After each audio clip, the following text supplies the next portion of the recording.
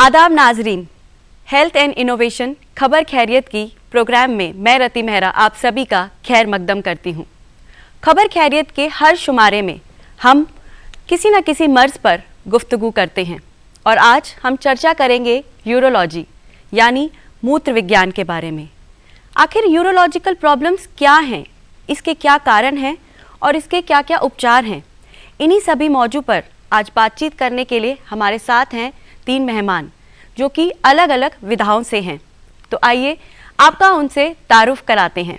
हमारे साथ हैं doctor Anoop Kumar, professor and head of department urology and robotics and renal transplant Safdarjung hospital से। हमारे साथ है doctor Yojita Munjal, deputy director AYUSH Delhi सरकार, एमडी इन आयुर्वेदा। नमस्कार। और हमारे साथ हैं doctor Rohini Gautam, homoeopathy medical officer, north MCD.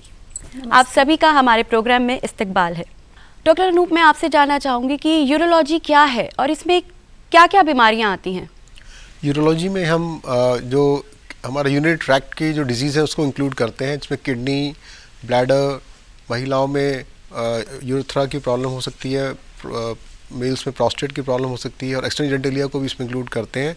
और इन बीमारियों को अगर हम मोटा मोटा डिवाइड करें तो एक होता है infection, number 2 stone, number 3 cancers and number 4 some congenital problems हो सकती हैं जो कि जन्म से रहती हैं। तो अगर हम मोटा मोटा डिवाइड करें तो इस तरह से हम 4 में इसको डिवाइड कर सकते हैं और एज के हिसाब से भी हम इसको डिवाइड करते हैं।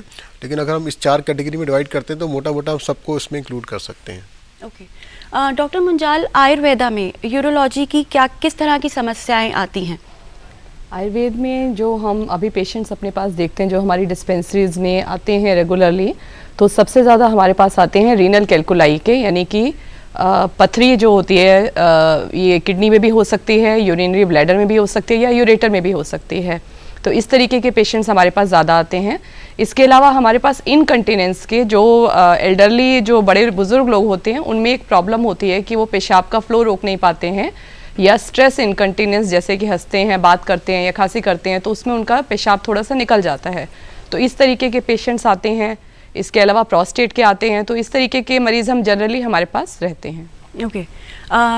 डॉक्टर गौतम, मैं आपसे ये पूछना चाहूँगी कि होम्योपैथी में क्या हर उम्र के व्यक्ति का इलाज संभव है?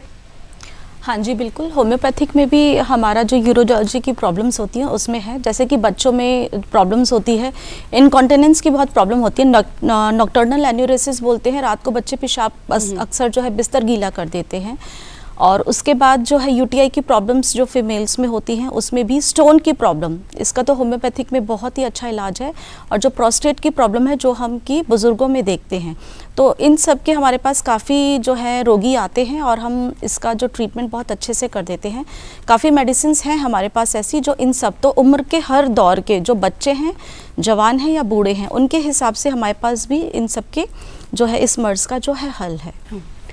मैम, मैं आपसे ये जानना चाहूँगी कि कहते हैं हाइड्रेशन बहुत ज़रूरी होता है यूरोलॉजिकल प्रॉब्लम्स में, आपकी बॉडी हाइड्रेट होनी चाहिए, पानी का बहुत महत्व माना जाता है। तो किस तरह से पानी पिया जाए, दिनचर्या क्या होनी चाहिए हमारे पानी की इनटेक की? देखिए, आयुर्वेद में एक ये यूनिक हम कह सकते हैं फैक्टर है कि हमें सिर्फ बीमारियों के बारे में नहीं बताया गया, हमें ये भी बताया गया कि हमारा खान पान कैसा होना चाहिए, हमें किस तरीके से अपना रहना है, और कैसे पानी के बारे में भी सेम है कि हमें काफ़ी डिटेल में ये बताया गया कि पानी कितना पीना चाहिए, कब पीना चाहिए और कैसे पीना चाहिए। जैसे आजकल हम देखते हैं कि एक बड़ा कॉमन ट्रेंड हो गया है कि सब लोग आपको एडवाइस करते हैं कि 10 से 12 ग्लास, कोई कहेगा 15-16 ग्लास, कोई कहेगा 8 से 10 ग्लास। तो ये पानी की जो रिक्वायरमेंट है ये पर्सन टू पर्सन, हर मनुष्य के हिसाब से वेरी करती है। आप किस तरीके का काम करते हैं, अगर आप बाहर धूप में काम कर रहे हैं तो आपकी रिक्वायरमेंट ज़्यादा हो सकती है। रही बात सुबह उठ के पानी पीने की, तो बहुत से लोग हमारे पास आके इस तरीके के सवाल करते हैं कि मैं सुबह उठ के 4 ग्लास पानी पीती हूँ फिर भी पेट साफ नहीं होता है। क्योंकि आपका वो तरीका गलत है। आपको सुबह उठ के 1 ग्लास पानी आप लीजिए, हल्का कुनकुना पानी लीजिए और उसको सिप करके आराम से लीजिए। सिमिलरली जब आप खाना खाते हैं तो आपको खाना खाने के बाद कितना पानी पीना है, आप अगर उसमें खाना खाने के बाद आप थोड़ा पानी लीजिए 50 से 60 ml, जो कि सफिशिएंट है। इसके अलावा जब भी आपको प्यास लगती है आप अपनी प्यास के अकॉर्डिंग पानी पीजिए, ना कि आप एक अलार्म सेट करके कि अब मुझे पानी पीना है और आप रश कर रहे हैं पानी पीने के लिए।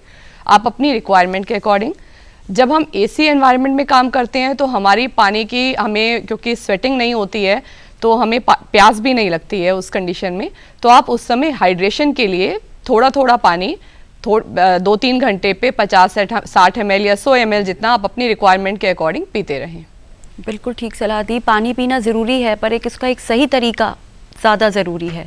मैम, मैं आपसे जानना चाहूँगी, अभी जैसे सर से मैंने प्रोस्टेट कैंसर के बारे में पूछा तो कुछ लोग एलोपैथी की तरफ नहीं जाना चाहते, तो क्या होम्योपैथी में भी प्रोस्टेट कैंसर का इलाज संभव है? एक्चुअली एक बिनाइन हाइपरट्रॉफी ऑफ प्रोस्टेट होती है जो मतलब कैंसर नहीं होती, नॉन कैंसरस होती है, उसके रोगी ज़्यादा होते हैं। अगर इन्फेक्शन बहुत बढ़ जाता है तो कैंसरस की तरफ जाता है। तो अगर हम बीएचपी के जो पेशेंट्स आते हैं हम वहीं पर ही उनके लिए वहीं पे अगर इलाज करते हैं तो नॉन कैंसर की स्टेज तक ही हम लिमिट रहते हैं तो अच्छा रहता है। तो होम्योपैथिक में बहुत ही अच्छा है। वो ग्रंथि एक्चुअली बढ़ जाती है, उसका एक नॉर्मल फिनोमिना है, एज के हिसाब से पुरुषों में वो बढ़ जाती है तो हम उसके प्रोसेस को वहीं पे ठीक करते हैं। क्योंकि वो प्रोस्टेट अगर बढ़ता है तो हमारे ब्लैडर के ऊपर उसका प्रेशर आता है, यूरेथ्रा पे पड़ता है, तो हमारे ये जो मूत्र के रोग हैं वो शुरू हो जाते हैं। वो पेशाब को रोक नहीं पाते हैं, उनका ब्लैडर पूरी तरह से खाली नहीं हो पाता है। उसकी वजह से उनको थोड़ा सा जो है साइकोलॉजिकली भी वो बड़ा डिस्टर्ब रहते हैं क्योंकि बार बार वॉशरूम में जाना या कपड़े ख़राब हो जाना, इसकी वजह से वे बहुत स्ट्रेस में आ जाते हैं। तो वो बहुत उस उम्र के लोगों के लिए बड़ा ही मुश्किल दौर होता है। तो इसमें होम्योपैथिक का बहुत ही वंडरफुल रिजल्ट्स हैं। हमारी एक सेबल सेरुलेटा बहुत मेडिसिन आते हैं, बहुत कॉमनली लोगों को पता है। और इसके अलावा लेकिन कभी भी कोई भी ट्रीटमेंट करें तो हमेशा डॉक्टर की सलाह से ही लेकर करना चाहिए क्योंकि होम्योपैथिक का जो हमारा बेस है, जो हमारा रूल है वो लॉ ऑफ सिमिलिया के ऊपर है। तो हमारे उसमें आपको सभी को ही पता होगा कि काफ़ी डिटेल हिस्ट्री लेके करते हैं क्योंकि हम हर एक मरीज़ को इंडिविजुअल लेके चलते हैं। हम रोग के ऊपर काम नहीं करते, हम मरीज़ के ऊपर काम करते हैं। तो उसका पूरा केस हिस्ट्री लेके क्यों कारण है, किस कारण है और सारी उसकी पैथोलॉजी को जानकर फिर हम उसको जो भी हम दवाई देते हैं ताकि उसकी बीमारी जो है जड़ से ही ठीक हो जाए। तो बीएचपी के केसेस में जो प्रोस्टेट की नॉन कैंसरस ग्रोथ होती है उसमें बहुत अच्छा जो है हमारी होम्योपैथिक बहुत ही अच्छा काम करती है। सर्जरी की जो है नौबत नहीं आती है। ओके मैम, अभी मैम ने स्ट्रेस की बात की कि स्ट्रेस पेशेंट्स को होता है और ये लाजमी है कि जब भी कोई भी बीमारी हो हमारे शरीर में तो सबसे पहले अलार्म हमारा स्ट्रेस का ही रहता है, हम स्ट्रेस में चले जाते हैं। तो आयुर्वेदी से योग भी जुड़ा हुआ है, तो क्या योग भी एक तरीका है जिससे हम इन चीज़ों पे कंट्रोल कर सकते हैं?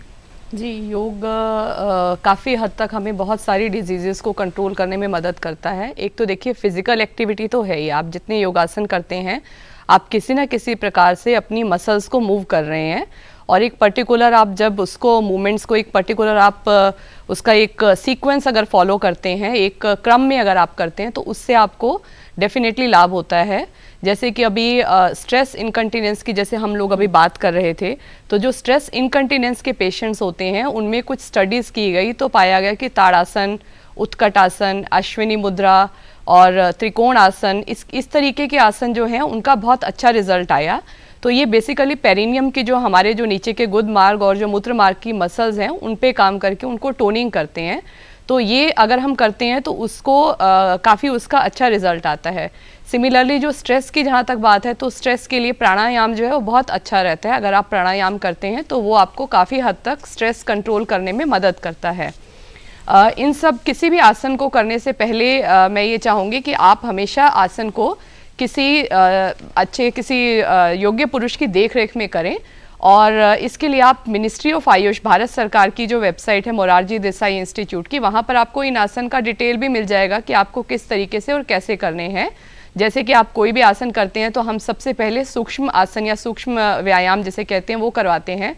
उसके बाद ग्रेजुअली आप उसको जो है आसन को बढ़ाते जाते हैं और जब आप उसको ख़त्म करते हैं तो आप उसके बाद शवासन ज़रूर करें। तो इस तरीके के जो सीक्वेंस रहती है वो उसी में करना चाहिए और आप किसी प्रशिक्षित व्यक्ति का इसमें मदद लें, हाँ, उसकी देखरेख में करें। जी, ये बिल्कुल ज़रूरी है कि जब भी कोई योग आप करें उसके किसी न किसी योग गुरु के सामने ही करें। सर, मैं आपसे जानना चाहूँगी कि जब हमारे किडनी में स्टोन का प्रॉब्लम होता है तो ये आम व्यक्ति को कैसे पता चले कि उसकी किडनी में कोई स्टोन का प्रॉब्लम है?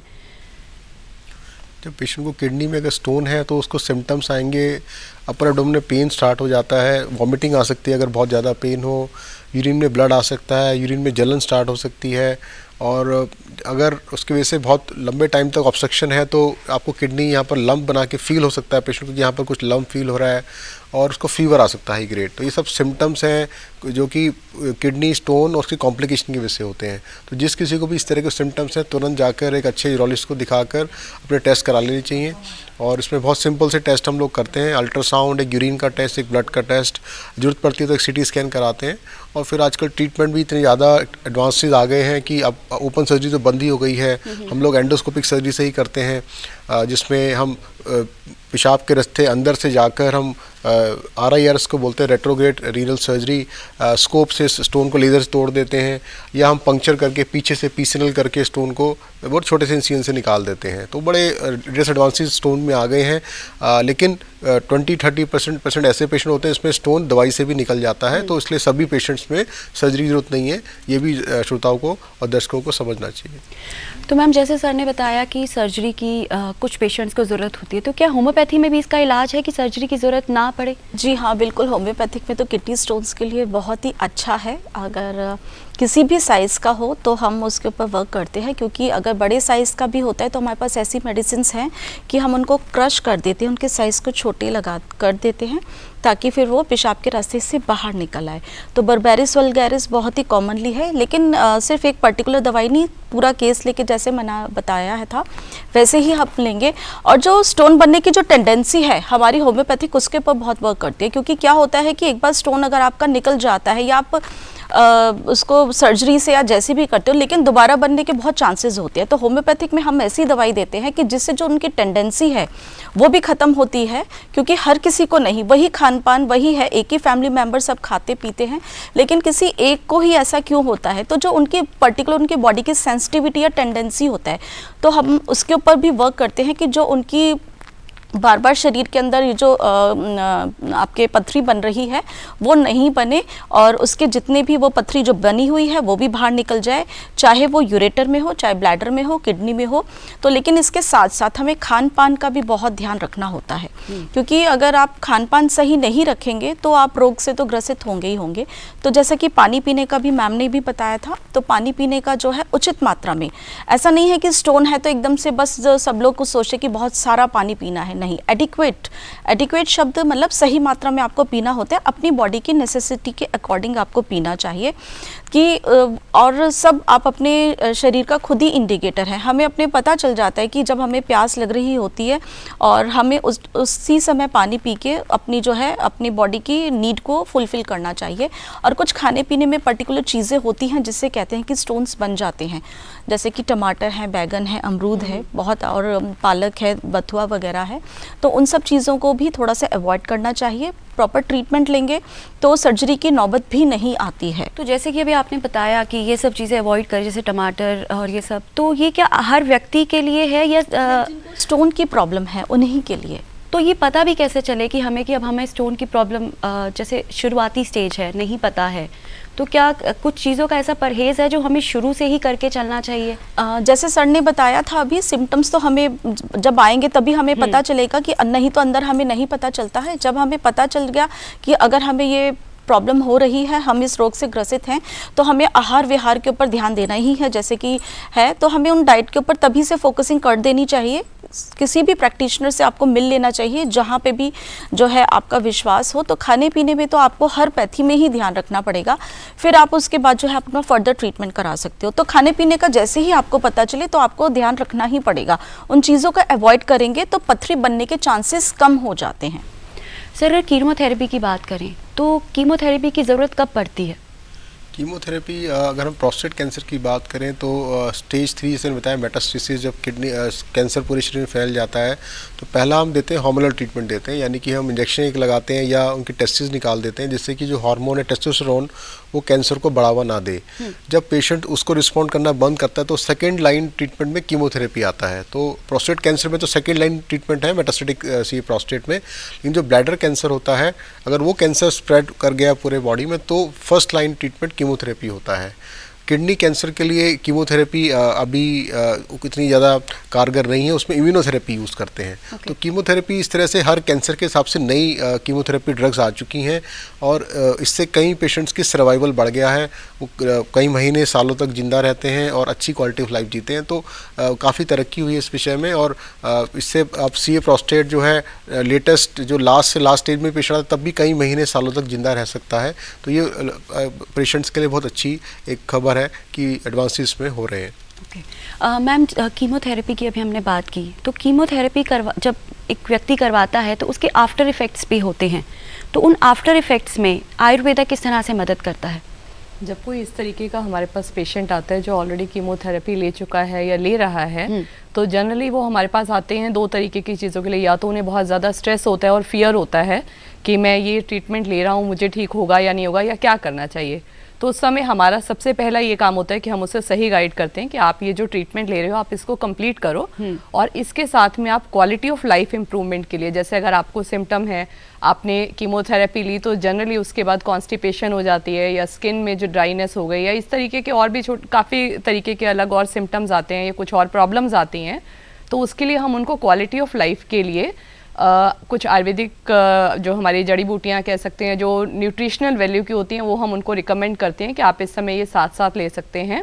इसके अलावा हम उन्हें योग की तरफ जाने की भी सलाह देते हैं, क्योंकि प्राणायाम या और जो हल्के फुल्के जो आसन हैं जो वो कर सकते हैं बैठे हुए और जो अपनी जितनी मसल्स को टोन अप कर सकते हैं, उससे उनका स्ट्रेस लेवल भी काफ़ी कम हो जाता है। सर, अभी आपने बात की थी रोबोटिक टेक्नोलॉजी के बारे में, इसके बारे में एक तो हमारे व्यूवर्स को बताइए और इसके क्या क्या एडवांटेजेस हैं? रोबोटिक टेक्नोलॉजी का जो इंट्रोडक्शन हुआ है 2000 में हुआ था, अमेरिका में स्टार्ट हुई थी और भारतवर्ष में पहली बार 2005 में जब हम एम्स में एमसीएच कर रहे थे तब पहला रोबोट इंडिया में लगा था। अब इंडिया में अराउंड 90 रोबोट्स लग चुके हैं। ये एक मास्टर स्लेव टेक्नोलॉजी की तरह काम करता है। इसमें एक कंसोल होता है जिसमें सर्जन बैठता है और वो ऐसे फिंगर से मूवमेंट्स करता है। वो मूवमेंट ट्रांसमिट होके थ्रू द वायर्स जो एक्चुअल पेशेंट कार्ट होता है उसके अंदर रोबोट के आर्म्स होते हैं जो पेशेंट के बेली में डॉक हो जाते हैं एंड सर्जन ऐसे मूव करता है, वो आर्म्स में ऐसे मूव करते हैं। इससे मास्टर स्लेव सिस्टम।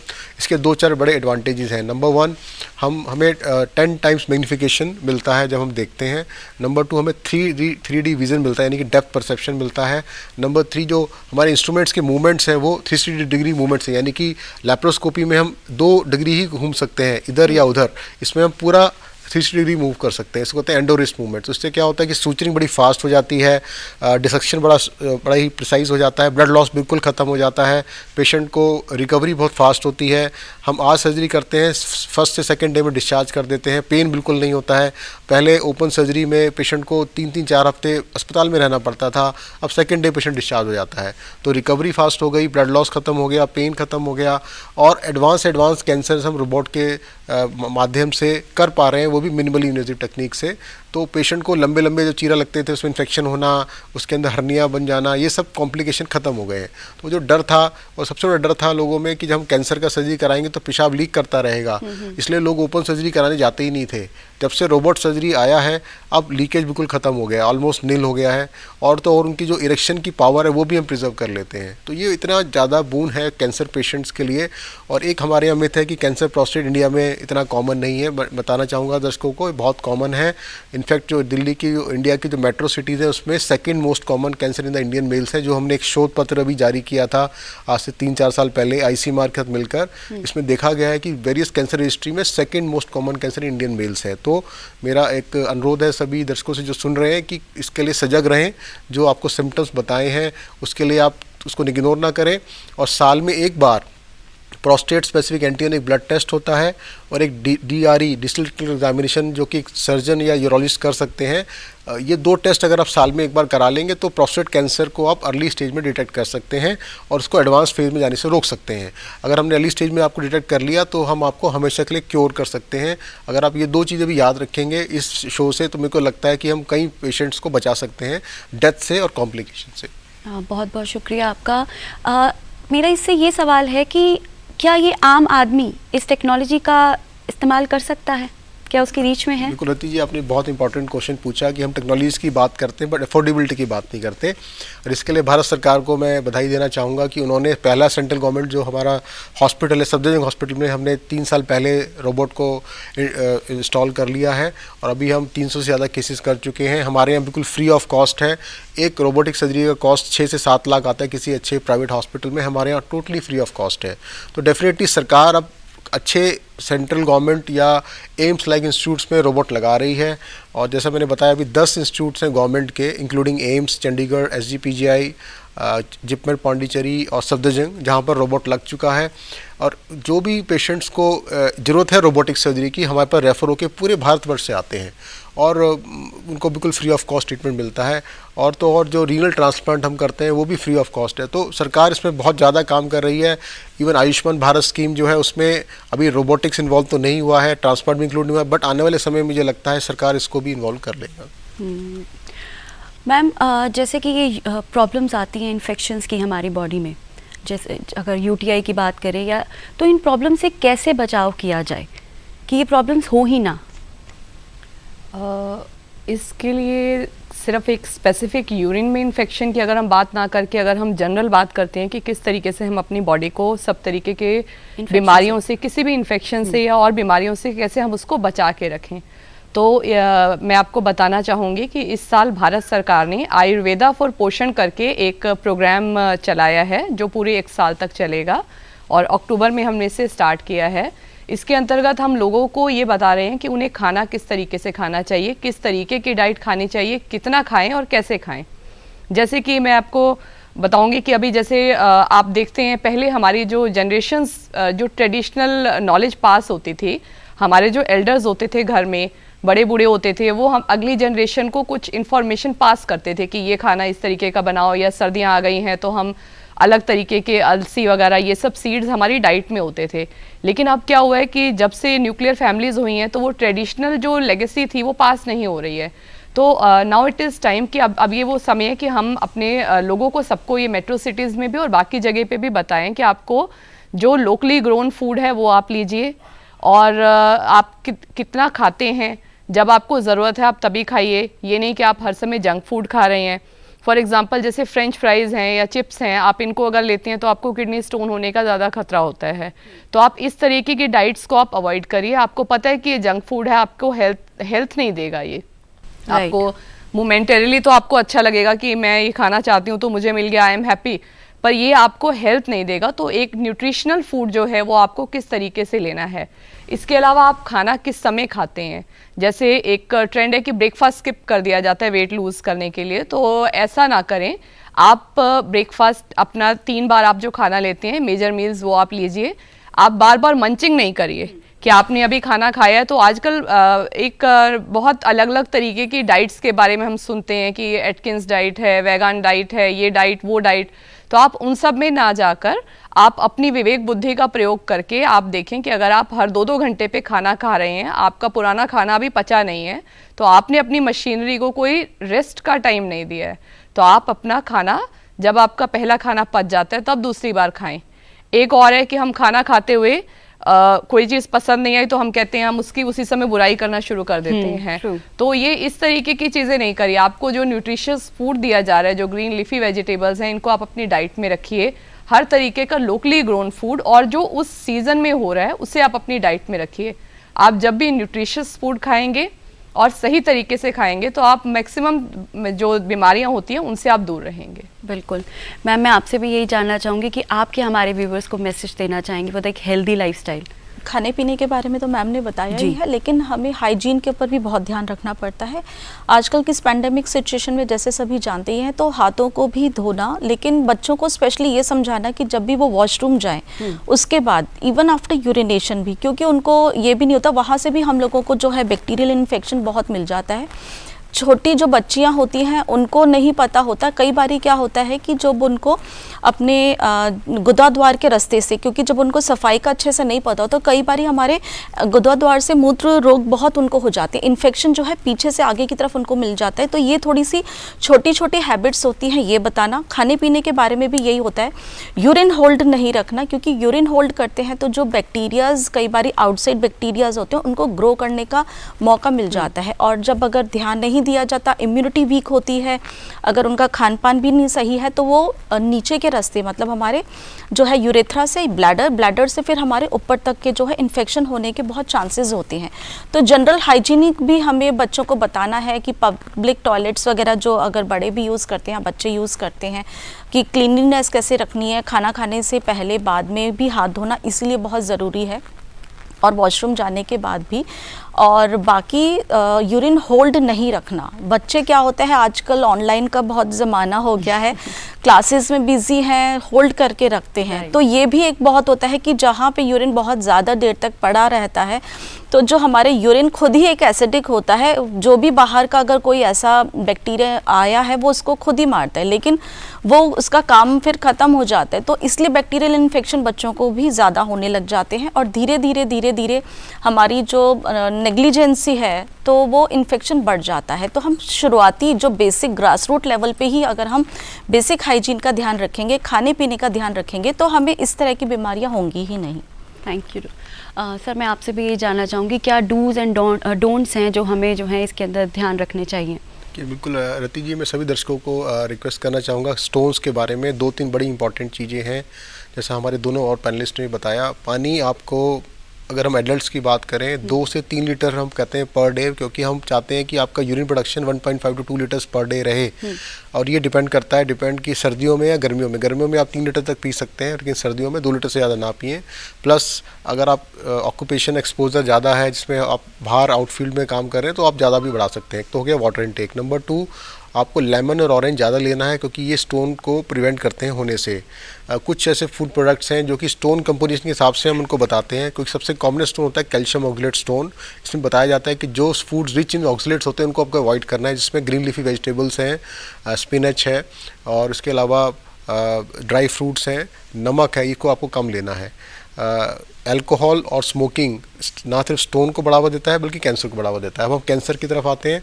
आपको फिर 30 मिनट एक्सरसाइज रोज़ करनी है। किसी भी तरह की एक्सरसाइज आप कर सकते हैं, आप योगा कर सकते हैं या आप नॉर्मल एक्सरसाइज भी कर सकते हैं। आपको फिर अल्कोहल और स्मोकिंग को अवॉइड करना है, आपकी ओबेसिटी को कम करना है और फ्रेश फूड खाना है। जंक फूड जिसमें टॉक्सिन ज़्यादा होते हैं वो नहीं खाना है। और मैंने आपको एक लास्ट बताया था targeted screening of the prostate, यानी कि साल में एक बार आपको PSA कराना है 50 साल के बाद, और एक DRE digital examination by urologist जिनको यूरोलॉजी के सिम्टम्स हैं। अगर आप ये 5 चीज़ें भी याद रख लेंगे तो आप स्टोन से और प्रोस्टेट कैंसर से अपना बचाव कर सकते हैं। आप सभी का बहुत बहुत शुक्रिया, आप हमारे प्रोग्राम में आए और यूरोलॉजी प्रॉब्लम्स और उसके उपचार के बारे में हमें इतनी महत्वपूर्ण जानकारी दी।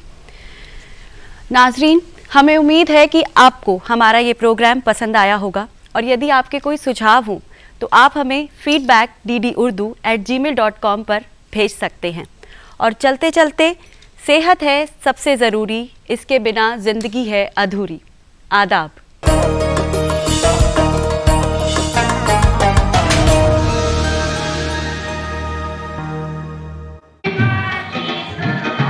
कैसा लग रहा है मैडम? फेशियल कैसा लग रहा है? शादी के पहले आता है सीजन शादी.com का, आज ही डाउनलोड कीजिए। बाबा बरगद पुरावाई मिनतिया बिनतिया सुनी नाना हमार, बिनतिया सुनी नाना हमार। बाबा बरगद पुरावाई मिनतिया सुनी नाना हमार। गोरी तेरा गाँव बड़ा प्यारा। आपने तो मेरी वो खुशियां छीन ली, वो ख्वाब छीन लिया जो मैं हमेशा देखता था। तो चुनाव आपको ही लड़ना होगा, और अगर आपने मेरी ये बात नहीं मानी तो फिर आप मेरा बड़ा मुंह देखेंगे। एक तरफ बेटे की खुशी और दूसरी तरफ पति की आज्ञा, फैसला करना बहुत मुश्किल है। जिंदगी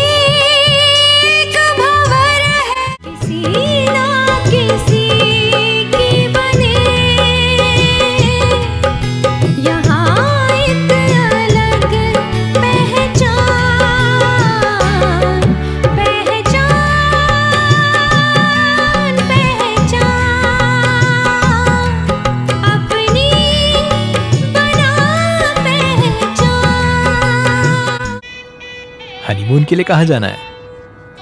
कहाँ जाना है मैडम? कहाँ? शादी सीजन के पहले आता है सीजन शादी.com का। आज ही डाउनलोड कीजिए।